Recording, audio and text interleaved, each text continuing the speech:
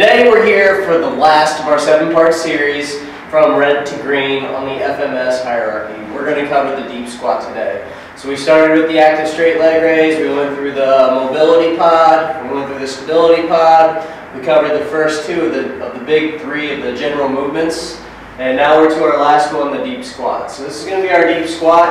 I did circle ankle up here this week because I noticed we did not talk about the ankle whenever we did inline lunge. Steve did talk about how we do go into other mobility efforts in our large group training, but in inline lunge and deep squat, the ankle definitely comes into play a little bit more than other movements. So if we don't have adequate dorsiflexion, we're just not going to ever be able to get down into a good squat. So the ankle may have to be cleared, but once again, that's just following from mobility to strength and power. We've got to make sure this is cleared before the body can ever get into the position that we want it to do. So let's just make sure the hips are clear, the ankles are clear, T-spine is clear, we got all the mobility jumped out of the way. Let's go ahead and start developing a good base of stability and change that into a dynamic global movement of squatting, which is ever so important in our life. So Steve's going to take me from the ball rock back, which I'm going to be in the quadruped position. You're going to see a squat pattern as I do that. And then we're going to go into RNTs. He's just going to take me through a couple versions. There's a lot of different RNT versions. Basically, we're going to find what's going wrong with the squat and we're going to feed the problem. So that RNT, that reactive neuromuscular training, feeding that problem, my body's going to have to learn how to basically adjust accordingly to fix that problem. Then up into our strength and power, we're just going to get into goblets, goblet squats, front squats. We could easily add, those are strength, we could easily add power to the mix, do squat to press, we can do different jerks, different things in this realm here to really work power. Everything else should be clear by the time you get here, so as soon as we get into this, I mean, you pretty much got rain to do almost anything under the sun as long as your form's staying pretty good. So let's go ahead, pattern our squat from stability, the static stability, working ball rock backs, and take me up through goblet squat and front squat. Okay, let's get started with the stability ball rock back. Like Jared said earlier, basically with this exercise, we're just taking you down to a quadruped position and squatting. So you'll notice in this exercise that we're using this ball here to pre-engage him, so it's almost like a core pre-engaged squat in a quadruped position without using the ankle, without using the feet, taking that out of the equation, and just working on some nice hip and core stability. So if someone's squat was out, we want to start here, make sure they had the requisite stability throughout their core and throughout this hips to be able to just get their hips back.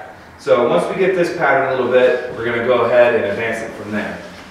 So moving into some actual squatting at this point. So we're going to get into RNT squats.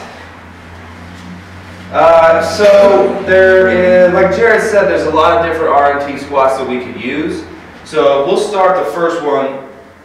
We'll go from the bottom up. So say Jared has valgus when he squats, valgus to the knee. So just go ahead and show him a valgus squat, face the camera.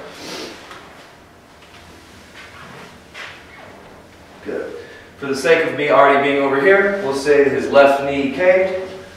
Go ahead and put that in there. And we're just going to basically, if Jared's left knee is caving this way, we want to make it such a compensation that his body wants to actually correct this now. So we're just feeding the compensation, and there's an auto correct. So now he wants to push his knee out so I don't pull it into a bad pattern.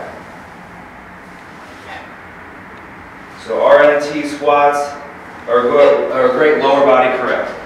Another issue that could happen is he could be, just go ahead and step in. Jared could be, both legs,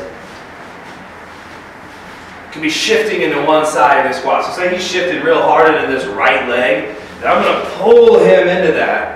So he wants to then go ahead and sit more onto the left side. So I'm going to turn so you can see the back.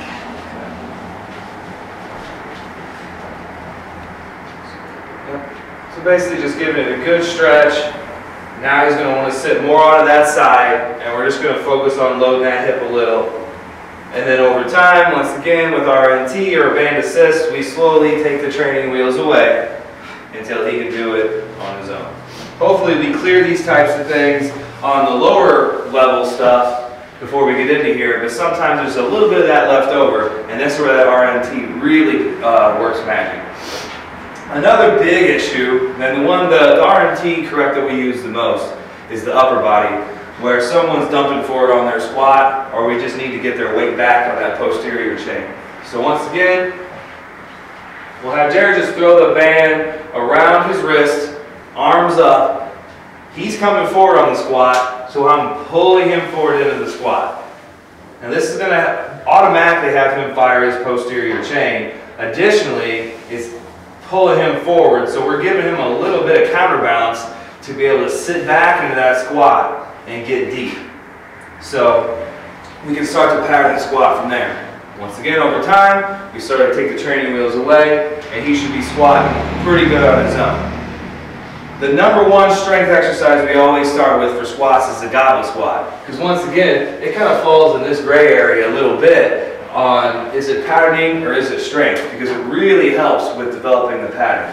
Because once again, we have that counterbalance. He holds the kettlebell out in front of him, not on his chest, but out in front. So now he's forcing to go back a little bit, and he can get down a lot further, and he's on his heels a lot more. So let's go ahead and turn and face this way, Jared.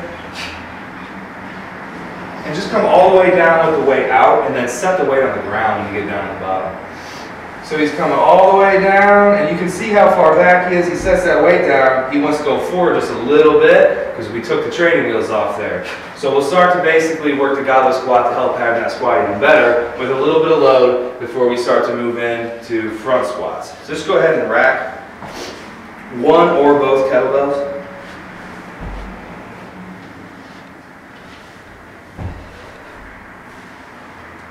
Good.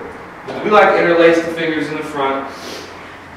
And basically, everything that we clear should already be good at this point. We're strengthening the pattern, so there should be no compensations, no valgus, no leaning forward, no weight shift, and we're really starting to put strength on this pattern instead of dysfunction on this pattern, and that looks beautiful.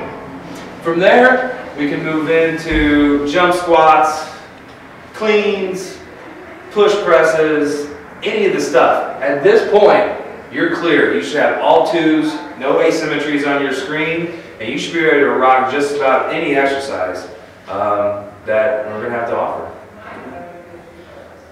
Well, we hope you guys enjoyed our 7-part series from Red to Green. Make sure you check out the blog. We got a lot of other good content coming out. So once again, hopefully this Red to Green series really helped you out. If you have questions, make sure you guys hit us up so we can keep good information coming your way.